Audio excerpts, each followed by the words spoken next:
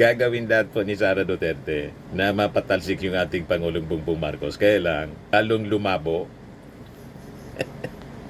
Palabo ng palabo. Pati yung kanyang ambisyon na kumandidato sa 2028 elections. Kasi pabagsak na yung ratings niya. Lahat kasi nagbabackfire sa kanya yung paninira. O diba? Ang top na ngayon mga kababayan sa survey ratings, laging yung ating Pangulo. Pangalawa, si Martin Romualdez. Pangatlo na lang siya. At nasa bottom si Chis Escudero.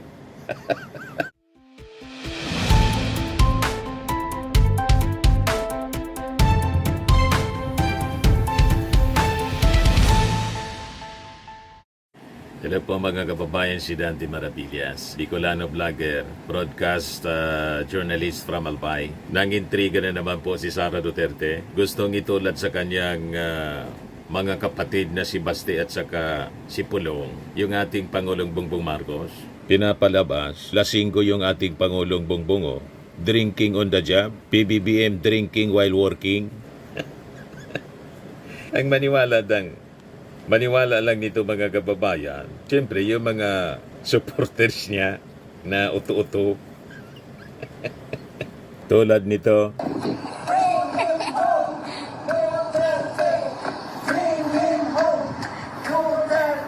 Ang dami nyo. Bring him home. Duterte. Bring him home. Duterte. Bring him home.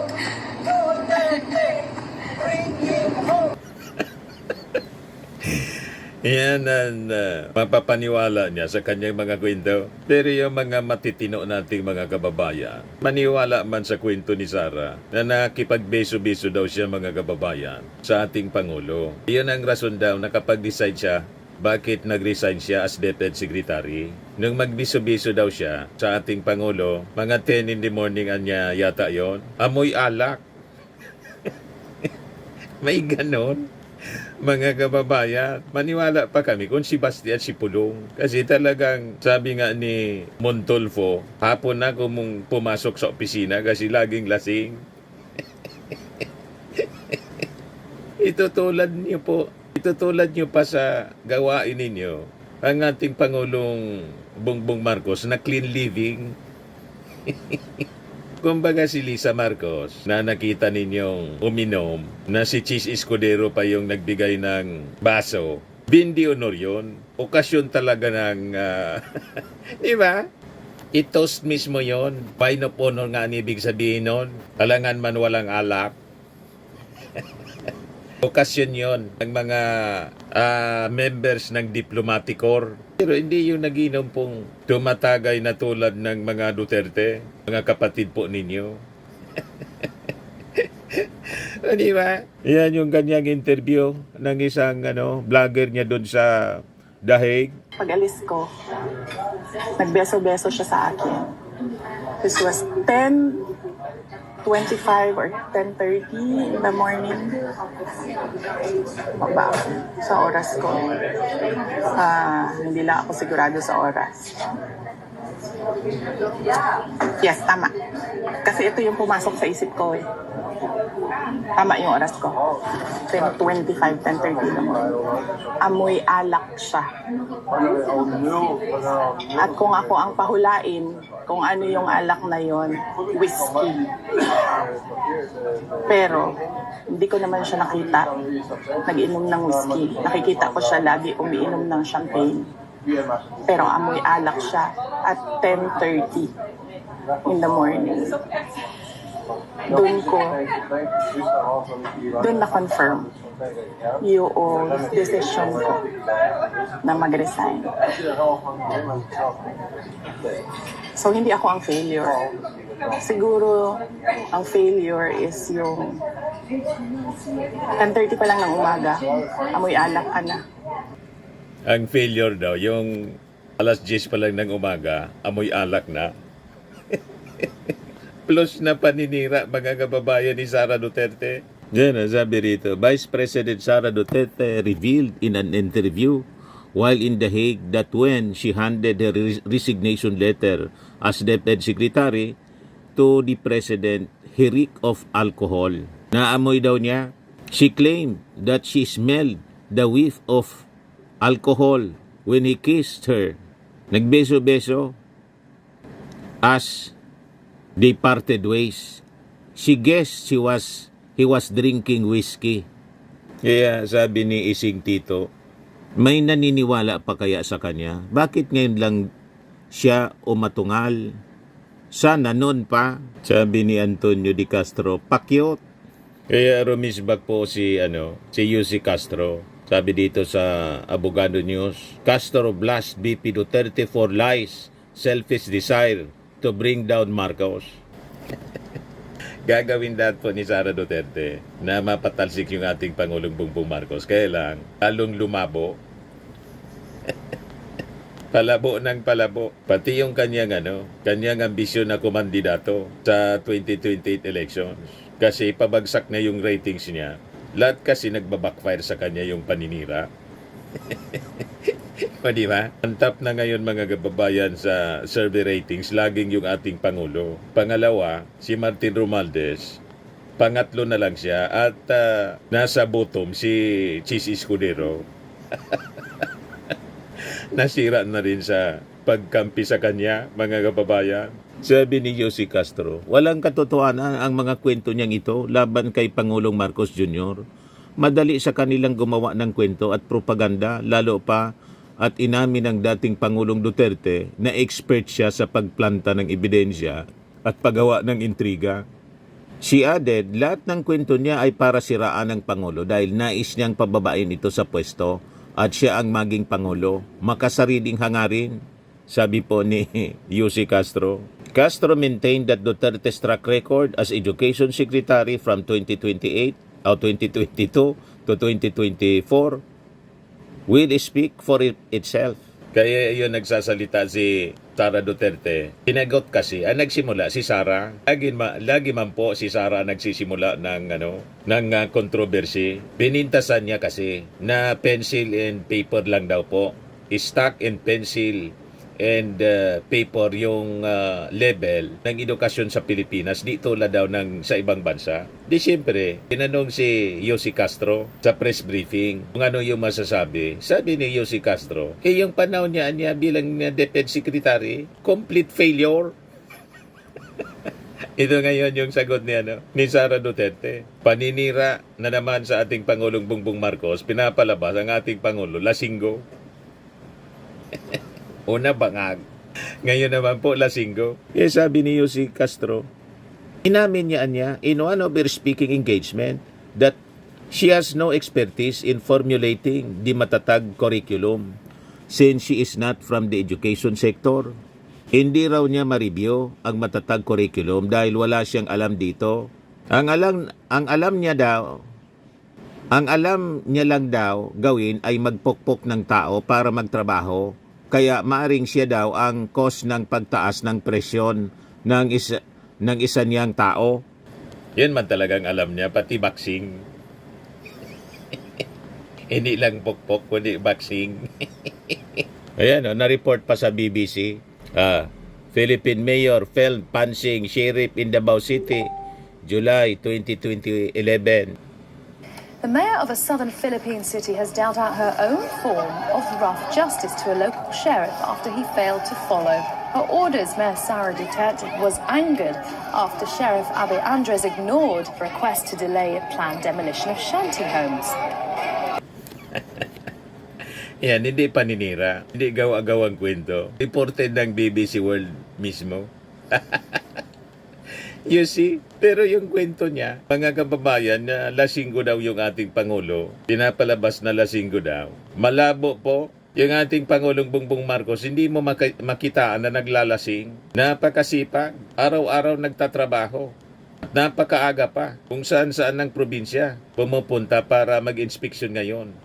Noon na ayuda para sa mga victims ng mga calamities. Pagbisita doon sa mga nasalanta, sa mga magsasaka, i-implement ng mga proyekto, programa, at ngayon, inspection doon sa mga palpak na flood control projects. You see, magagawa yon yung ating Pangulong Bongbong Marcos ng maayos. Aros hindi na nagpapahinga yung ating Pangulo.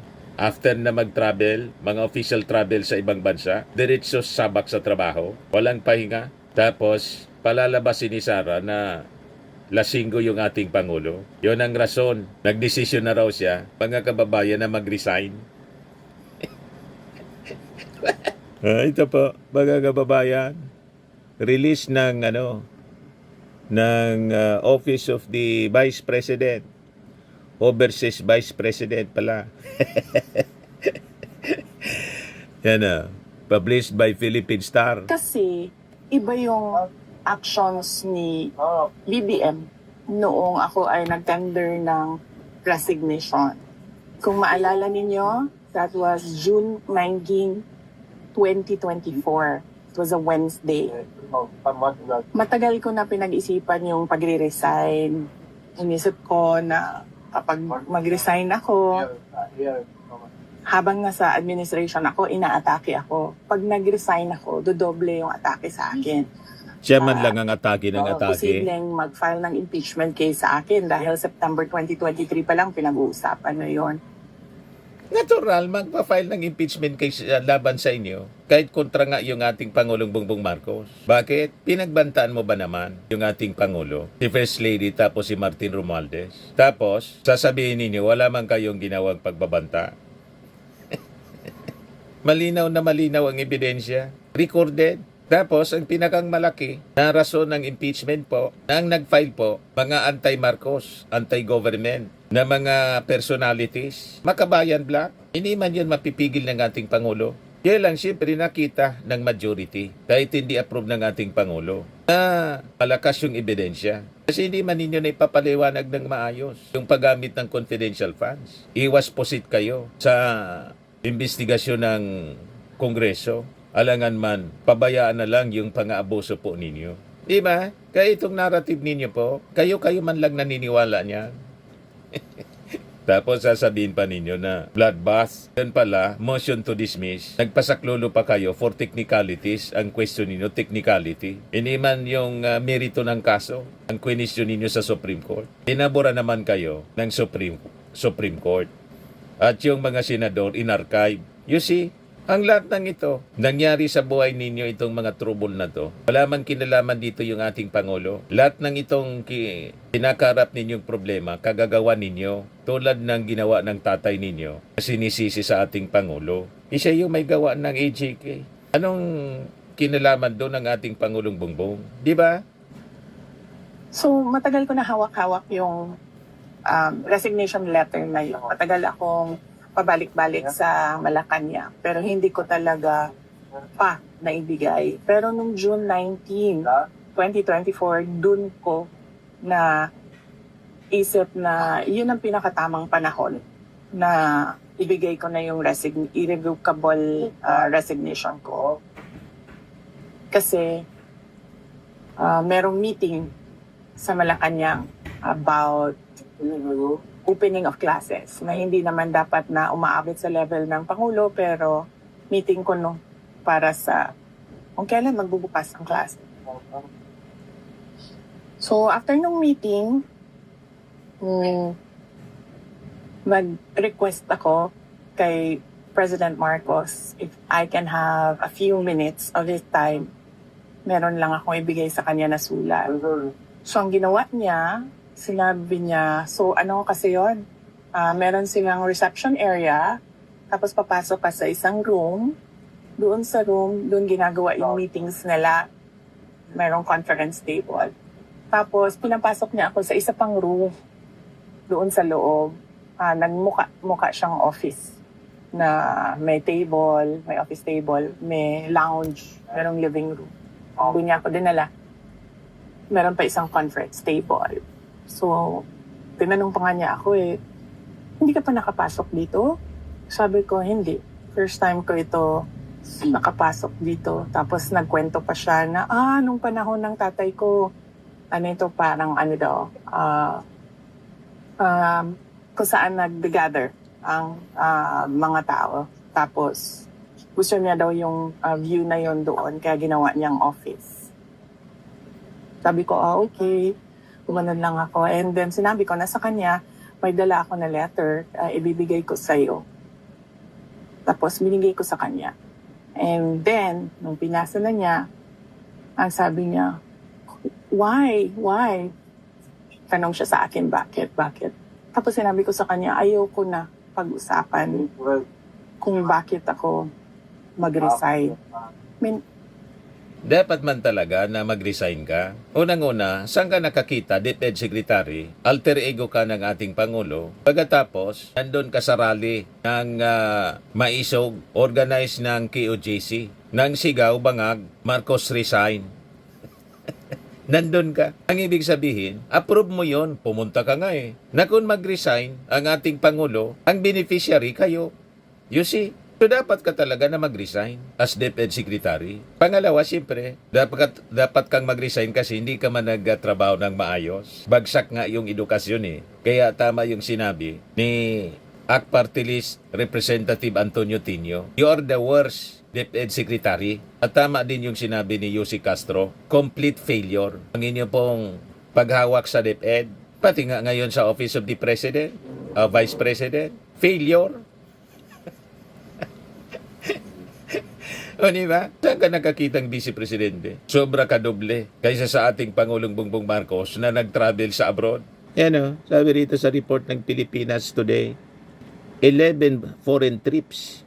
Si Sara, 5 lang yung ating Pangulo. Ano ang accomplishment report mo? O diba? Pagsayang ng pondo ng bayan. Hindi mo pwedeng sabihin na wala kang ginagastos na pondo ng gobyerno. Unang-una, sumusweldo ka as Vice President na walang accomplishment. Doon pa lang lugi na sa sweldo mo ang ating mga mamamayang Filipino. Di ba? At worst, wala ka nang naitulong, naninira ka pa, namimirwisyo. Yan ang malala. Nakapasok dito. Tapos nagkwento pa siya na, nung panahon ng tatay ko, parang kung saan nag-gather ang mga tao. Tapos, gusto niya daw yung view na yon doon. And then, nung pinasa na niya, ang sabi niya, why? Tanong siya sa akin, bakit? Tapos sinabi ko sa kanya, ayoko na pag-usapan kung bakit ako mag-resign. Para sa akin ba, kailangan pa ba itanong yun? Hindi mo ba nakikita kung ano yung ginagawa ninyo sa akin? O parang hindi Baliktad naman ako masokista na Anong ginagawa sa iyo ng ating Pangulo? Hinayaan ka nga lang na na sumama sa rally, maisog rally, pinagsabihan ka ba? Kahit ngayon, pinagsabihan ka ba? Hinayaan ka lang, mag-travel. Sabi ni Yussi Castro, hindi naman anya namin pwedeng pigilin siya. Binigyan ka pa rin ng travel authority. Ang tawag mo dyan kung hindi abuso? Di ba? Imagine, ang purpose mo, mag-rally sa kung saang bansa, binigyan ka ng travel authority ng Palasyo Malacanang, masama pa rin ang loob mo. Sinisiraan mo pa rin ang ating Pangulo. Saan ka nakakita na ganyang uri ng tao? Di ba po mga kababayan? Noong DepEd Secretary ka, hindi ka man pinaresign. Nag-resign ka. Pagkatapos nung mag-resign ka, bumuelo ka na ng paninira. Hindi ka man inaano. Wala man marinig na kung anong masasamang salita mula sa ating Pangulo. Maski kay Lisa Marcos, kung hindi ka pa nagbanta, napapatayin na sila. Doon na lang pumalag yung ating Pangulo. Pero yung statement pa ng ating Pangulo, napaka-simple lang. Walang pagbabanta. Ang sinabi na lang ng ating Pangulo, ito anya ay aking papalagan. Yun lang po. Hindi nga sinuport ng ating Pangulo. Until today, hindi nagbabago ang posisyon ng ating Pangulo. Hindi niya sinusupport yung impeachment. Pero sabi niya, sinandyan na yan, dapat niya yung proseso, ma-observe yung tamang proseso. Ganun lang ang marinig natin sa ating Pangulong Bongbong Marcos. Pero kayo, ang dami niyong sinasabi na masasamang salita. At ngayon ang latest, sabihin ninyo, lasinggo yung ating Pangulo, naamoyan ninyo ng alak. Sinong maniwala man sa inyo niyan? Ialam na namin yung agenda mo. Ito, mula mismo sa bibig mo. lahat. Wala akong pakialam kung totoo man o hindi ang panira ko sa inyo. Basta lang masira. 20. Wala daw pakialam siya. Basta sisirain ko anya kayong lahat. So ito na nga yung ginagawa mo po. Yan na. Sara, wala ako pakialam. Basta sisiraan ko kayo. Malinaw. Walang masira. 20 pesos per lahat. Wala akong pakialam kung totoo man o hindi ang panira ko sa inyo. Basta lang masira. 20 O, di ba? Malina, wala daw siya pakialam. Basta sisiraan daw. Sisiraan ko niya kayo. Lahat, wala akong pakialam. O, ito na ang ginagawa niya. Malinaw, mga kababayan. Hindi mo ba nakikita kung ano yung ginagawa ninyo sa akin? O parang hindi naman ako masopista na aatakihin ninyo ako nang aatakihin habang nagtatrabaho ako para sa inyo. And to think Nagtatrabaho daw. na the Department of Education was the department that was delivering results sa Saan administration. nagtatrabaho? So, hindi na ako sabi ko, ayaw kong pag-usapan. And then sabi niya, he tried to ask me to stay. Tapos sabi ko, ayaw ko na. And then, ang sunod niyang ginawa, inofera niya ako, may gusto ka ba na posisyon? Sabi ko, wala akong gustong posisyon. O, kita mo na. Kahit wala kang magandang accomplishment sa DepEd, ino-offeran ka pa pala ng ibang posisyon. You see, ang ibig sabihin, nagmamagandang loob pa rin sa'yo yung ating Pangulong Bongbong Marcos. Kasi kung hindi, ba't mag-offer pa yun ng posisyon sa'yo? Na alam niya, failure ang DepEd. Pero kahit failure yung DepEd, naniniwala pa rin sa'yo yung ating Pangulo na pwede kang maging effective sa ibang agency. You see? Tapos minamasama mo pa? Anong klase?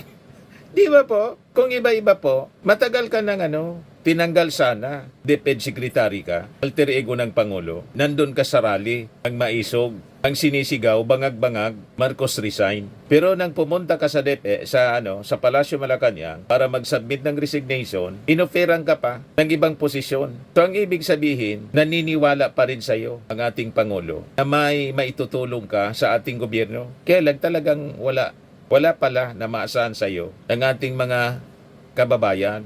Tingnan mo ang ginagawa mo ngayon. Ano na? Inubos mo lang yung panahon mo. Kahit may calamity, nasa pagbiyahe ka sa ibang bansa. You see? O galing mismo sa bibig niya, inoferan siya. Tapos ang sunod niyang sinabi sa akin, pwede ka bang tumulong sa midterm elections Kita mo na. para sa mga senators?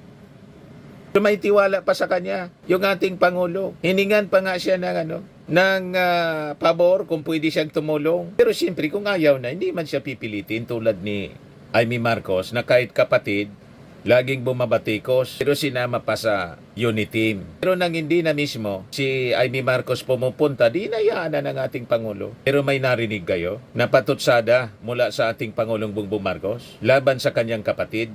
Di ba wala? May pagrespeto siya sa desisyon ni naman kapatid o kaibigan o kaalyado sa politika. Kung ayaw na, ano man ang magagawa ng ating Pangulo kung ayaw tulad po ni NBI Director Santiago na nag-file ng irrevocable resignation. O di sabi ng Palasyo Malacanang ni Jose Castro, tatanggapin na niya ng ating Pangulo yung resignation. Kasi ayaw na. Hindi mo pwedeng pilitin yung tao na magtrabaho kung ayaw niya. Hindi yan magiging effective pag ganyan. Sabi niya, kasi di ba yung pugpong ng pagbabago, kasali naman yun sa unit team noon. Umanon siya. Sabi ko, hindi ko, pag-iisipan ko, pero wala pa akong plano. Madaling sabi, hindi po nagtatanim ng masamang loob yung ating Pangulo. Yan ang karakter niya, magandang karakter sa ating Pangulo. Kahit nga yung mga dating bumabati ko sa kanya, nakita mo si Manny Pacquiao, inakusahan pa siyang magnanakaw, sinali sa unit team, buti na lang talo. Yung si Cayetano, si Pia Cayetano, hindi na personal yung ating Pangulo. Sinama sa unit team, si Villar. O di ba, mga kababayan, walang ugali po na mapagganti. Gusto ng ating Pangulo, katahimikan, unity. Sinong umalis sa unity? Di ba si Sara? Yung ating Pangulo, hindi man nangaaway. Siya yung inaaway palagi. Kaya nga, lagi nating pinapaliwanag dito mga kababayan. Walang away between Duterte and Marcos. May nangaaway lang. Yung Duterte, inaaway yung Marcos. Hindi man po pinapatulan ng ating Pangulo. Kaya sila nanggagalaiti palagi. Para sa 2025 midterm elections ng senators. So, clearly, lahat ng attempts niya to make me reconsider my resignation. Na sinabi niya, magstay lang ako as Department Secretary of DepEd. Na sinabi niya, gusto ko bang lumipat sa ibang posisyon, sabihin ko daw sa kanya. Na sinabi niya, pwede ba akong tumulong sa midterm elections ng 2025. So, hindi iyon actions ng taong tumitingin as failure ako. So dapat kang magpasalamat sa ating Pangulong Bongbong Marcos kasi naniniwala pa rin sa iyo. Ang nagsabing failure ka, si Castro. Kasi lumabas po ngayon nang i-review yung inyong performance, lalo na nung sumingaw na yung confidential funds. Lahat chichirya at investigasyon ng Kongreso na lahat chichirya yung beneficiary ng confidential funds sa DepEd. Pati yung mga pagkain para sa mga mag-aaral na bulok. O ito na po ang masasabi natin na talagang failure. Nung panahon na nagre-resign ka pa man lang po, nagsabit ka ng resignation, wala pa man noon ginagawang investigasyon, wala pang evaluation ang sa DepEd. Pero alam na natin yung dismal performance ng mga mag-aaral. At yung ating Pangulo kasi, ang ugali po, hindi siya confrontational. Solution-oriented siya. Kaya kung hindi ka na masaya sa DepEd, nag-file ka ng resignation, nag-offer pa siya ng ibang posisyon sa inyo. Dapat may katuwa ninyo. O diba? Yun ng taong tumitingin na kailangan niya yung trabaho ko. So, hindi ko alam saan nanggagaling yung sinasabi nilang failure ako as a Department of Education Secretary. At ang clincher dito, hindi yung gusto niya akong manatili at magtrabaho para sa kanya sa administrasyon. Yun yung pag-alis ko, nagbeso-beso siya sa akin. This was 10:25 or 10:30 in the morning. Papa, sa oras ko. Hindi lang ako sigurado sa oras. Yes, tama. Kasi ito yung pumasok sa isip ko eh. Tama yung oras ko. 10:25, 10:30 naman. Amoy alak siya. At kung ako ang pahulain, kung ano yung alak na yon, whiskey.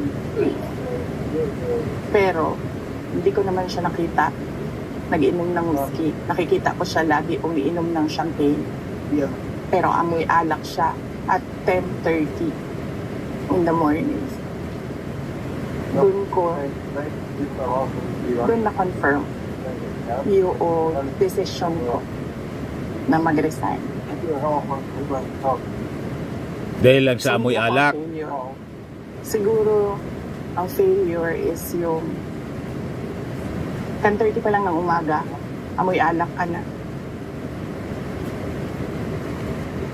Ikwento mo sa mga followers mo, maniniwala sa iyo. Pero yung mga ordinary Filipinos, the general public, maniwala man sa kwento mo. Na lagi ang kwento mo po, kwentong kasinungalingan. Bakit? Yung mismo ng pagbabanta mo sa ating Pangulong Bongbong, after 2 months, iba na yung sinasabi mo. Sabi mo, wala pa na niya akong sinabing gano'n. Yan o. I did not make an assassination threat to the president. Sila lang nagsasabi niyan. Sila lang nagsasabi may assassination. Sila nagsasabi may assassin, may gunman. Next, CGDB. Not say that. Huwag kang mag-alala, ma'am, sa security ko. Kasi may kinausap na ako na tao. Sinabi ko sa kanya, kapag pinatay ako, patayin mo si BBM. si Lisa Araneta at si Martin Romales. No joke. No joke. Nagbilin na ako, ma'am. Pag namatay ako, sabi ko, huwag ka tumigil hanggang hindi mo mapatay sila. And then he said yes. I did not make an assassination threat to the president. Sila lang nagsasabi niyan. Sila lang nagsasabi may assassination. Sila nagsasabi may assassin, may gunman. Next po, GDP. Not say that. Oto-oto na lang ang maniniwala. Kung gusto ninyo magpauto, sige lang kayo magpauto. Kayo na lang maglukuhan.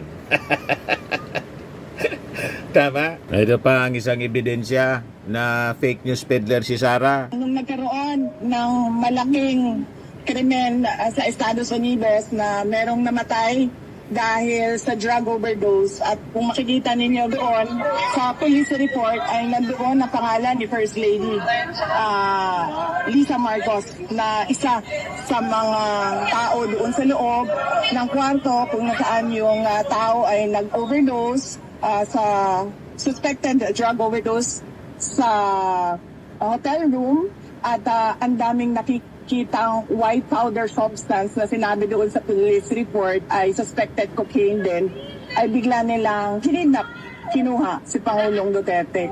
Sa kanya pala nang galing ang fake news. Siya pala ang source ng fake news na ito na pinapakalat. Ano, confirm? Yung gusto magpauto, sige lang po. Maniwala kayo sa kwento ni Sara. Okay lang yan. Di ba pa?